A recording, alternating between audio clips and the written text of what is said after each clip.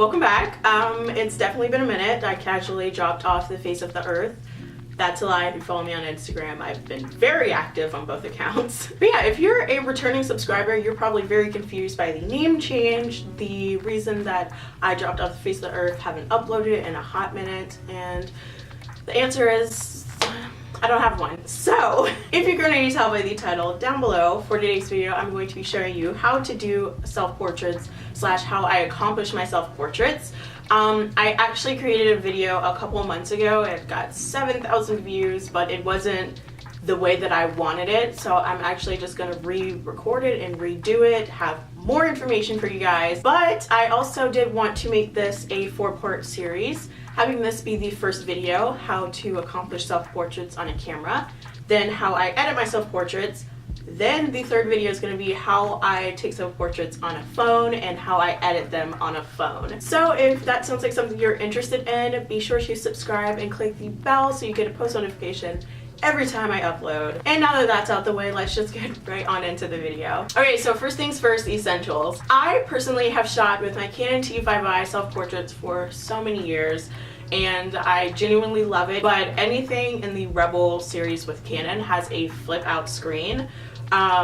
So I think it's called a 180 screen, or it could be a 360. I'm not too sure about that, but it flips out so you get to see yourself in like the viewfinder, because the viewfinder pops out, which makes self-portraits really easy to keep yourself in focus. You could zoom in, set the focus or whatever. But as of lately, I have acquired the Canon 6D and I love it to death. I shoot all my self-portraits on that now, which means the style of how I do it has switched up. But speaking of, your first essential is going to be a camera. It doesn't matter what make, what model, what size, because anything can be made whole in post-production. So like I said, I did use my Canon T5i for years, which I now film on. Thank you, Clayton.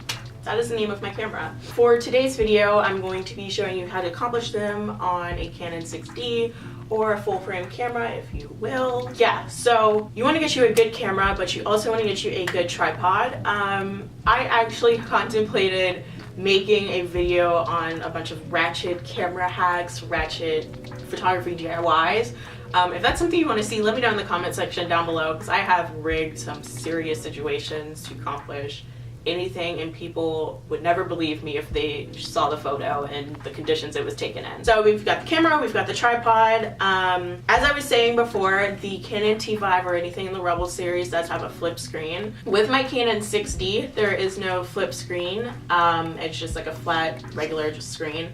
So if you have a camera that's like that, I recommend, more than likely, your camera in its packaging came with a bunch of cords that you probably just left in a box and put in the back of your closet. But in this case, we are actually going to use those cables. I forgot the name of these, but they're the yellow, red, and white cables, and it plugs into the camera. And what this is going to do is mirror your screen so you can see what you're shooting on a monitor or a TV in my case, or a laptop, just wherever you want it to project to make sure you're in focus. I recommend a TV because more than likely it's already in your room, and all you have to do is just plug the stuff up and it'll create a reflection of what you're shooting, and it just makes it easier to see and make sure you're in focus. Now, leading into the next essential, this is mainly for me because the type of photos and self-portraits that I like to take are direct flash. That is my favorite style genre of photography. So you're going to want to get you a flash. I use the Canon Speedlight 430EX. This isn't really essential, but it's $5 on Amazon. And this flash rotates and it makes it easy to shoot directly. I do have to use that flash just because my Canon 60 doesn't have a built-in flash. However, the Canon Rebels do.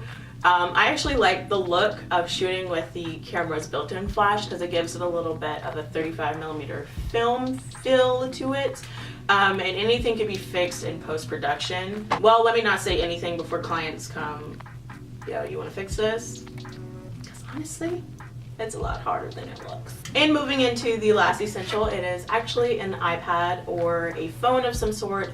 If you have a newer camera like I do, the Canon 6D, it is wireless and it can wirelessly connect to any device, meaning if you have the Canon Connect app, it actually allows you to hook up, and you can see a projection on the app. But like I said, I like using a monitor because my TV's already in my room and it's a bigger setting and I can just kind of see everything that I want to see. But I use this as my remote. I have a regular remote. I got it for like 10 bucks at Best Buy, but it's in my car right now, so I'm just going to use the app, which comes in handy a lot. So now that we have the essentials out the way, we're going to move on into the camera settings and what settings I shoot with and how I accomplish all the type of styles that I accomplish in my direct flash photography. Okay, so fun fact about me, I really hate when things have a high ISO. Though this camera goes really high in ISO and I appreciate it for those moments that I may need it, and I will probably never use it, I'm talking like 32,000 ISO. Like, I'm not gonna use that much. It just creates a very grainy look to it, and it makes it hard for me to control the image that I take. I may add grain in post-production, but I don't want to not have the option to not have grain, if that makes sense. So whenever I'm shooting, in this case I'm using a flash, so my ISO can be extremely low. I'm going to shoot at the lowest point it goes, which is 100 ISO. And for the most part, I usually shoot on autofocus, and since I'm going to be using the Canon Connect app, I can set the focus point and take the picture and at the same time make sure I'm still in focus. Now for aperture. Aperture depends on what lens that you have, but if you have any more questions about that, comment section down below because it's not the video that we're filming today. I usually shoot with my Sigma 35 1.4.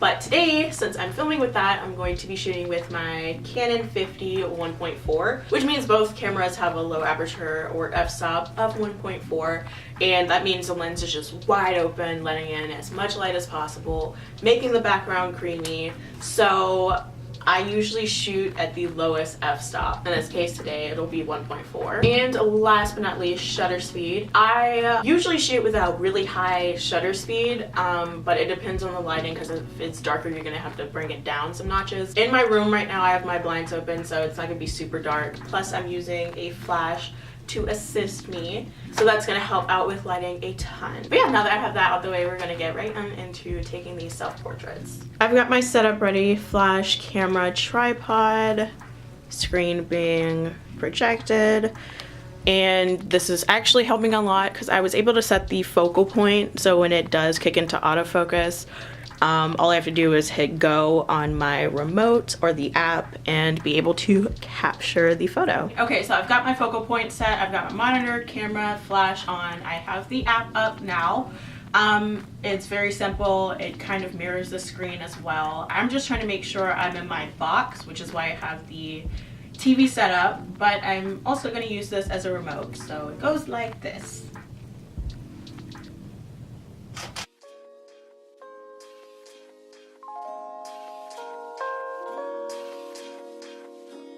Well, that wraps up today's video. If you did want to see part 2, 3, and 4, let me know in the comment section down below and I'll start working on those videos for you.